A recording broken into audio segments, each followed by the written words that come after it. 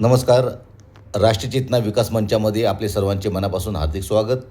मी रवींद्र बाने. महाराष्ट्र राज्य विद्युत मंडळ, टाटा पॉवर कल्याण यांच्याबरोबर राष्ट्रीय चेतना विकास मंच कल्याणपूर्व यांचं शिष्टमंडळ, मी स्वतः रवींद्र बाने, संस्थापक अध्यक्ष राष्ट्रीय चेतना विकास मंच, माननीय प्रकाश गोपाळ तांबे, त्यानंतर कल्याण पूर्वेतील समाजसेवक पद्मिनी ताई आणि इतर संस्था परिवार यांच्या वतीने महाराष्ट्र राज्य विद्युत मंडळाशी समन्वय बैठक आयोजित करण्यात आली होती. विषय होता कल्याण पूर्वेतील वारंवार खंडित होणारा वीज पुरवठा आणि त्यावर उपाययोजना आपले महाराष्ट्र विद्युत मंडळ यांनी काय केले आहेत हे जाणून घेण्यासाठी ही बैठक आयोजित केली होती. आणि या बैठकीत जवळजवळ 3:30 ते 4:30 अशी ही बैठक झाली. 1 तास जवळपास बैठक झाली. बैठकीचा विषय असा होता की वारंवार कोळशेवाडी असो, चिचपाडा असो, खडेगोलवली असो, या ठिकाणी केबल जळणं, ट्रान्सफॉर्मर उडणं, सतत लटकत्या तारी तुटणं, कुठेतरी ते पशुपक्षी त्या वायरीला धडकणं किंवा ट्रान्सफॉर्मरला जाऊन धडकणं, तर हे कुठेतरी थांबावं. दुसरी गोष्ट, विजयनगर, अमराई, काका ढाबा, नाही 6-6 तास, 7-7 तास लाईट कल्याणमध्ये नसते.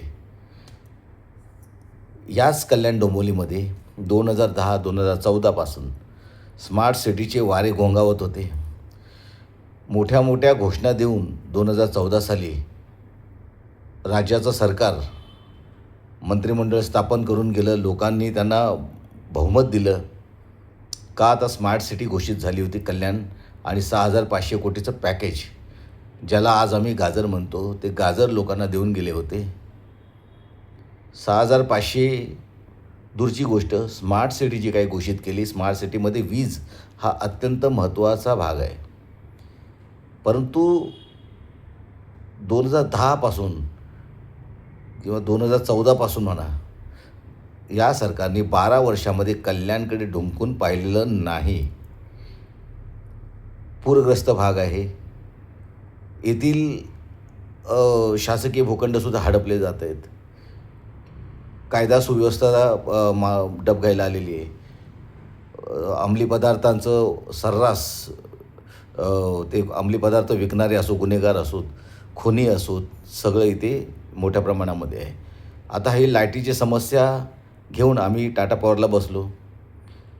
त्यामध्ये आम्ही प्रकर्षाने त्यांच्या निदर्शनात आणून दिलं की कल्याण पूर्वेमध्ये पोलीस स्टेशन असो किंवा आपलं एस टी डेपो असो किंवा गॅस कंपनी असो किंवा अपर्णा डेअरीची तिकडे एक मैदान आहे, अपर्णा डेअरीच्या इथे पाण्याची टाकीजवळ, जिथे इलेक्शन वगैरे होतं, वोटिंग केलं जातं. तर त्या ठिकाणी आरक्षित शासकीय भूखंड आहे. तर या ठिकाणी सबस्टेशन उभारावं, जेणेकरून कोळशेवाडी, चिचपाडा आणि कैलाशनगर आणि खडेगोलवली या 4 भागांचा वीज पुरवठा अखंडित ठेवता येईल. आणि त्यातही भूमिगत अंडरग्राऊंड केबल, आपण ज्याला म्हणतो अंडरग्राऊंड केबल, ही अंडरग्राऊंड योजनेला जर फायनान्स व्यवस्थित दिला, बजेट मंजूर केला, तर लटकत्या तारींचा प्रश्न कमी होऊन जाईल आणि मुंबईसारखी अखंडित वीज सप्लाय ग्राहकांना देता येईल.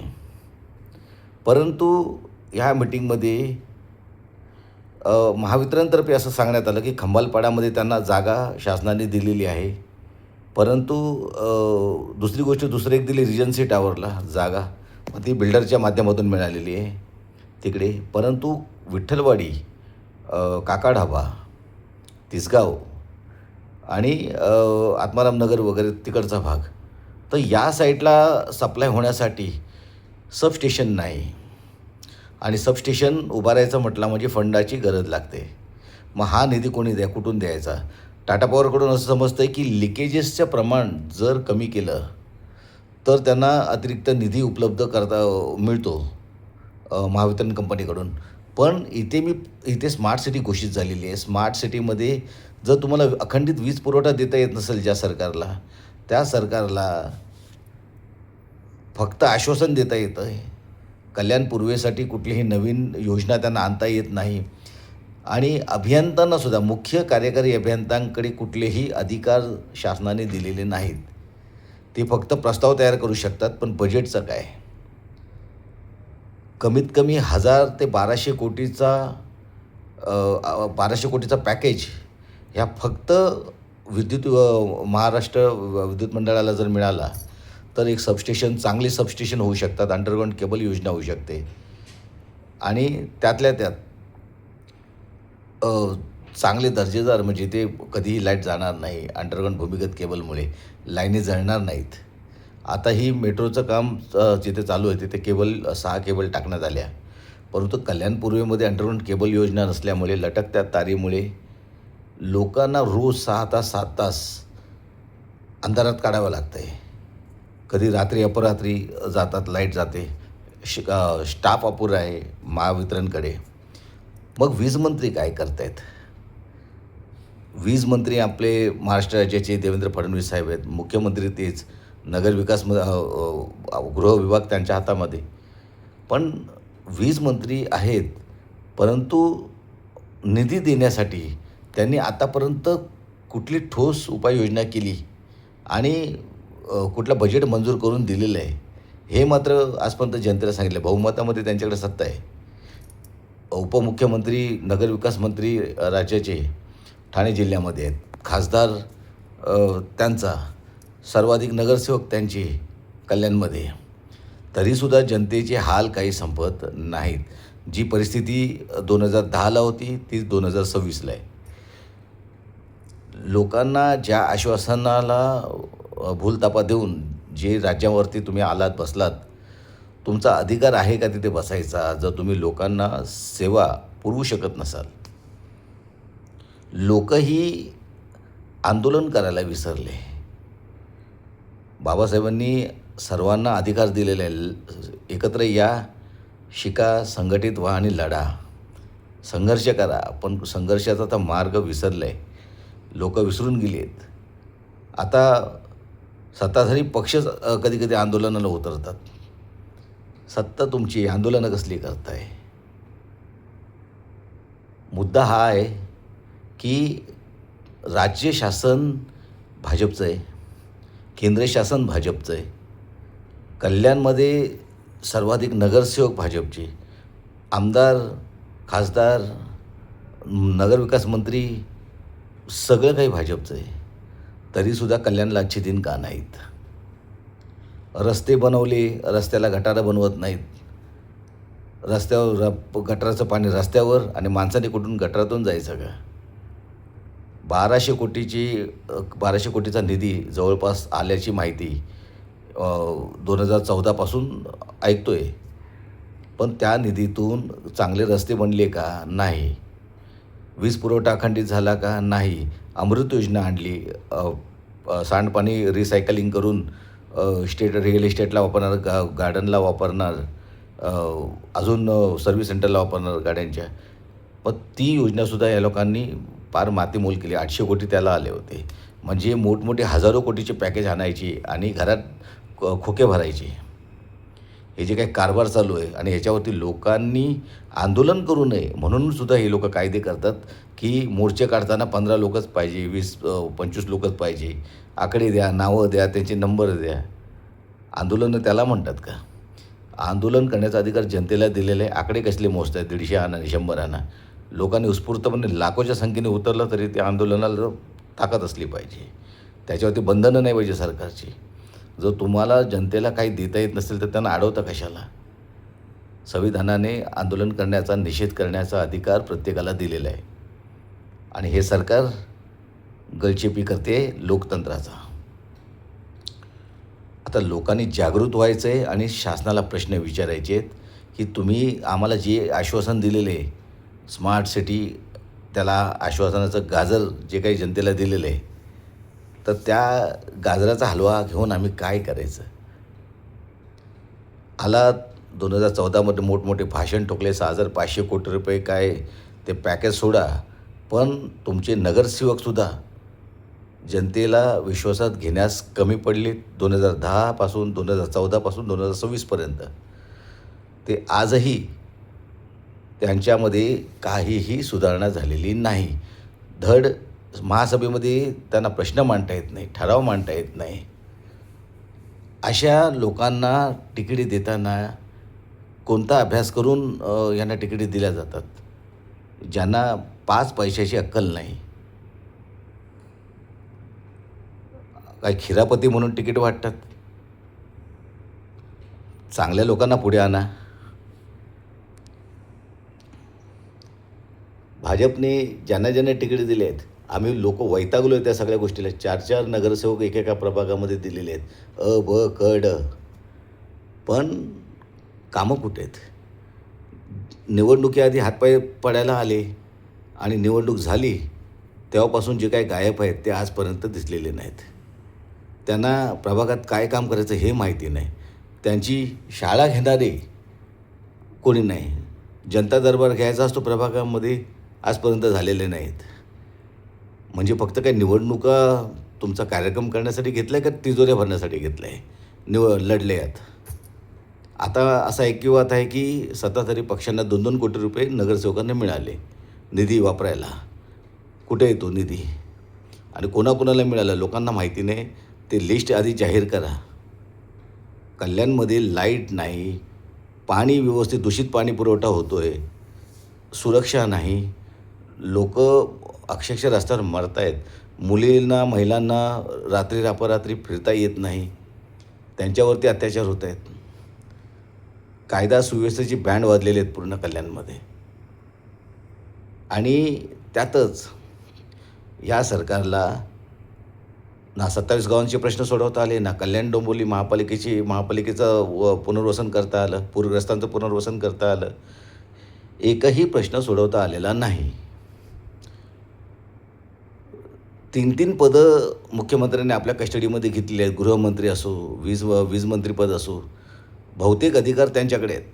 मग कल्याणकडे दुजाभाव का बघण्याचा? सर्वाधिक उमेदवार तुमचे जनतेने निवडून दिलेले आहेत. मग कल्याणकडे बघण्याचा दृष्टिकोन तुमचा असा फसवा का? लोकांनी रस्त्यावर उतरण्याआधी या सगळ्या गोष्टीचा गंभीरतेने विचार करून महाराष्ट्र राज्य विद्युत मंडळाला पॅकेज देण्याची घोषणा सरकारने करावी. आणि हे जे काही अखंडित वीज पुरवठा देण्याचं जे काही आम्हाला सबस्टेशनची वगैरे आमची मागणी आहे, ट्रान्सफॉर्मर वाढवा, सबस्टेशन वाढवा. खडेगोल विठ्ठलवाडीमध्ये जागा 3-3 जागा आहेत.